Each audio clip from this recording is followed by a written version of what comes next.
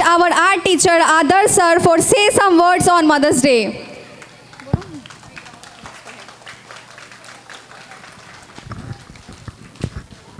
Good morning everyone. तो start करते हैं, ध्यान से सुनिएगा सभी। माँ, मैं तुझसे प्यार तो बहुत करता हूँ, पर तेरे लिए वक्त नहीं निकाल पाता। क्या करूँ, बड़ा आदमी बनना है ना, तो बहुत कुछ सोचना पड़ता है, बहुत कुछ बर्दाश्त करना पड़ता है। समझ रही है ना? वो बेचारी क्या समझेगी, क्या बताएगी, इतने सारे शब्द कहाँ से लाएगी। मैं बताता हूँ, कभी पेड़ों से मत पूछना कि फल देने में वो क्या क्या सहते हैं। जिसने अपनी कोख से औलाद जन्मी हो, उसे कभी मत बताना कि बर्दाश्त करना किसे कहते हैं। सोचो वो कष्ट जो भीष्म पितामह को सरसैया पे मरने में हुआ था। शरीर की सारी हड्डियाँ एक साथ चटक जाए तो कितना दर्द होगा। बस यही दर्द तुम्हें पैदा करने में हुआ था। तालियां रुकनी नहीं चाहिए। मैं एक आम सा लड़का हूँ, पर यह बात मेरी माँ को कौन बताए। मेरी तारीफ़ें यूँ करती है जैसे किसी मंदिर में रखी हुई मूर्त हूँ। मेरे माथे पे काजल का टीका यूँ लगाती है जैसे मैं दुनिया में सबसे खूबसूरत हूँ। मुझे रब ने रियासतें नहीं दी, बादशाहतें नहीं दी, फिर भी उसको माफ़ी है। मैं अपने माँ का राजा बेटा हूँ, बस यही काफ़ी है।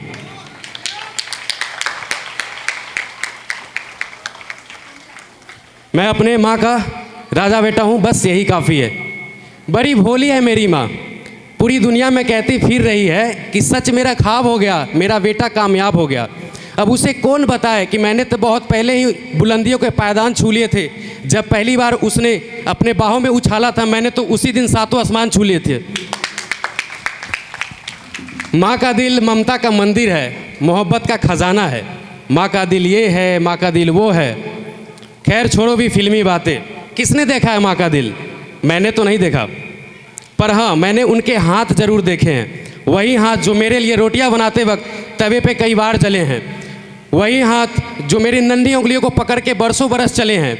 मुझे लिखना सिखाते वक्त जिन हाथों पर पेंसिल की कालिक चढ़ जाती थी, मुझे लिखना सिखाते वक्त जिन हाथों पे पेंसिल की कालिक चढ़ जाती थी, वही हाथ जो मेरे शर्ट की बटन टाँकते वक्त जिन हाथों में सुई गड़ जाती थी, वही हाथ जो तकिया बनकर मेरे सिरहाने सोते थे, वही हाथ जो तकिया बनकर मेरे सिरहाने सोते थे, मुझे एक थप्पड़ मार के खुद 10 बार रोते थे।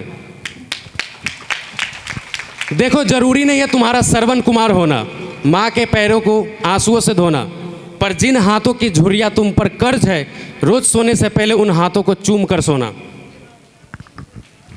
देखिए, जो हर वक्त आसपास रहे वो अक्सर नज़र नहीं आता है। माँ के साथ भी यही होता है। पता नहीं घर में किसी कोने में कब खो जाती है, वो इतना दिखती है कि दिखना बंद हो जाती है। तुमने आखिरी बार माँ को आंख भर के कब देखा था? कब उसके साड़ी या सूट की तारीफ की? कब उनके चूड़ियों का रंग नोटिस किया?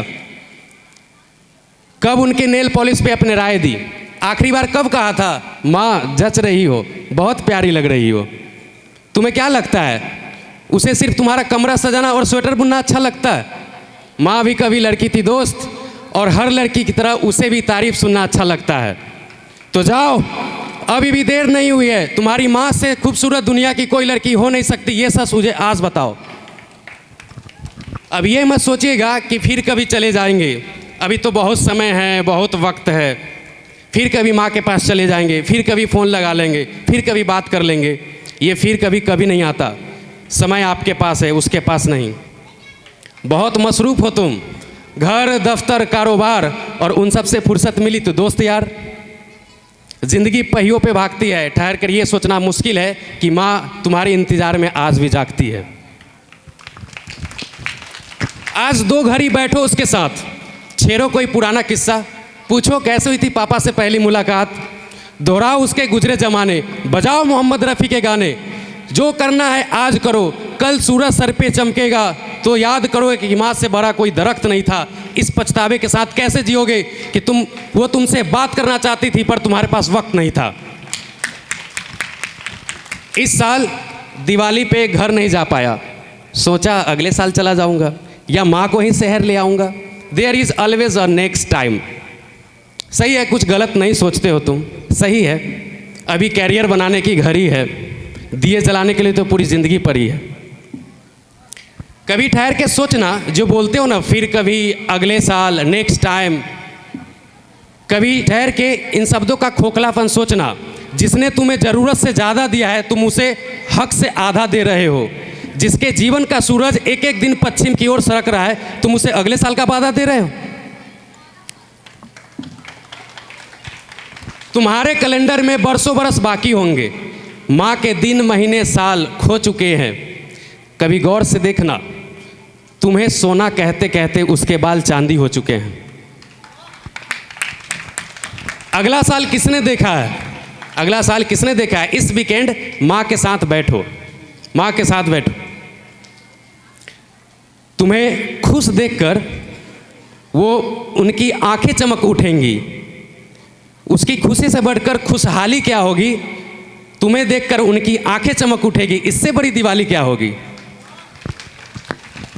सुना है कहीं जन्नत है जहाँ दूध की नदियाँ बहा करती है, पेड़ों पर परियां रहा करती है, जहाँ कोई दुख नहीं है, कोई दर्द नहीं है, खुशी पे कोई पहरा नहीं है, हंसी पे कोई शर्त नहीं है, जहाँ बिन बाती उजाला है, बिन बादल बरसाते हैं, जहाँ रातों से मीठे दिन और दिन से उजाले रातें हैं।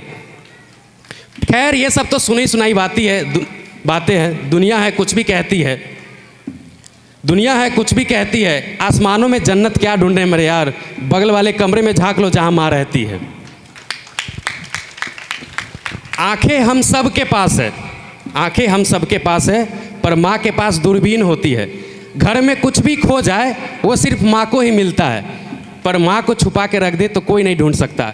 मैंने बहुत कोशिश की, घर के सारे कोने छान मारे, लेकिन वो दुख नहीं मिले जो माँ ने हमसे छुपा के रख दिए थे। वो दर्द नहीं मिले जो किसी तहखाने में दबा के रख दिए थे। एक एक अलमारी छान मारी, पर वो सपने नहीं मिले जो हमें जोड़ने में टूट गए थे। बिस्तर की एक एक तह खोल दी, पर वो आंसू नहीं मिले जो तकिए के किसी गिलाफ में गिर के सूख गए थे।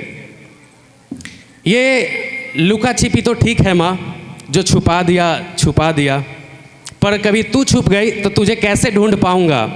मेरे पास तो सिर्फ आंखें हैं माँ, तेरे जैसे दूरबीन कहाँ से लाऊंगा। Thank you so much.